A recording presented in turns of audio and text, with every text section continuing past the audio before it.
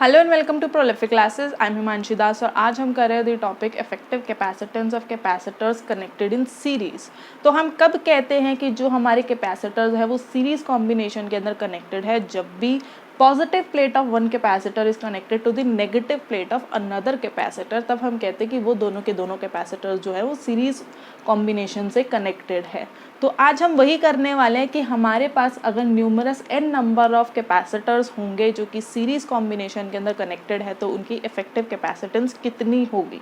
तो यहाँ पर मेरे पास 3 कैपेसिटर्स है जो कि सीरीज के अंदर सीरीज कॉम्बिनेशन के अंदर कनेक्टेड है, जिनकी respectively capacitances are C1, C2 and C3। Similarly each capacitor के अक्रॉस जो हमारी पोटेंशियल डिफरेंस है that is V1, V2 and V3। And हम लोगों ने कहा है कि हमारे ईच प्लेट के ऊपर जो हमारा चार्ज है दैट इज़ पॉजिटिव और नेगेटिव ऑफ Q। राइट, तो स्टार्ट करते हैं। हमें पता है कि अगर मेरे जो ये पोटेंशियल डिफरेंसेस है अक्रॉस ईच कैपेसिटर,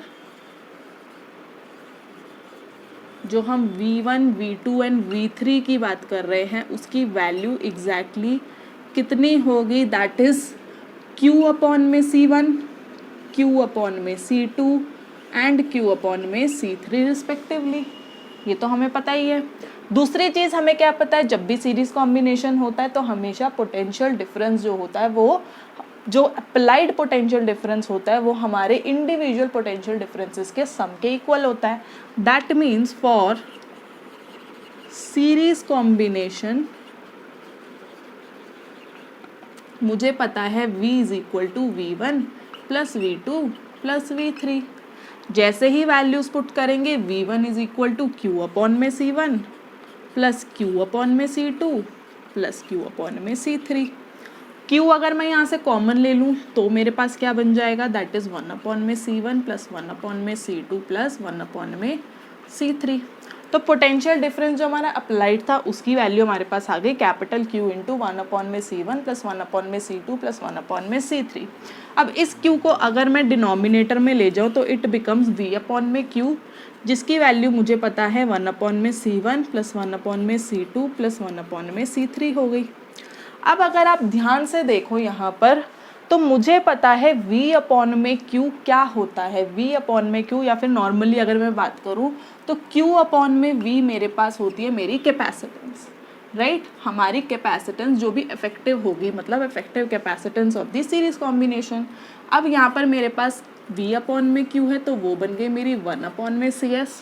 तो सिमिलरली इस V अपॉन Q को भी हम क्या डाल देते हैं, 1 अपॉन में CS। तो मुझे वैल्यू मिल गई है that is effective capacitance of series combination is equal to 1 upon में C1 प्लस 1 अपॉन में C2 प्लस 1 अपॉन में C3। एंड यही चीज़ मुझे पता चल गई। मतलब अगर मेरा सीरीज कॉम्बिनेशन है तो उसकी इफेक्टिव कैपेसिटेंस कितनी होगी, इंडिविजुअल कैपेसिटेंस के रेसिप्रोकल का सम हो जाएगा। राइट, अगर मेरे पास for n number of capacitors हो जाए तो मेरी 1 अपॉन CS कितनी हो जाएगी, 1 अपॉन में C1 प्लस 1 अपॉन में C2 plus so on till 1 upon में CN। सिंपल वही वाली चीज़ कि जितने भी इंडिविजुअल कैपेसिटर्स थे उन सब के कैपेसिटेंसेस का रेसिप्रोकल का सम हो जाएगा।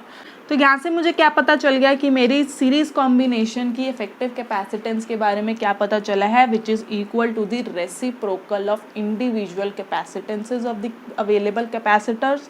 दूसरी चीज़ ये होती है कि जो मेरी इफेक्टिव कैपेसिटेंस आएगी for series combination that will be smaller than the even the smallest capacitance. जो भी मेरे पास स्मॉलेस्ट कैपेसिटेंस होगी C1, C2, C3 से, उससे भी छोटी आने वाली है मेरी effective capacitance on the series combination. तो यहाँ पर हमारी derivation for capacitors in series combination खत्म हो गई है। नेक्स्ट वीडियो के अंदर हम लेकर आने वाले हैं कैपेसिटर्स इन पैरेलल कॉम्बिनेशन।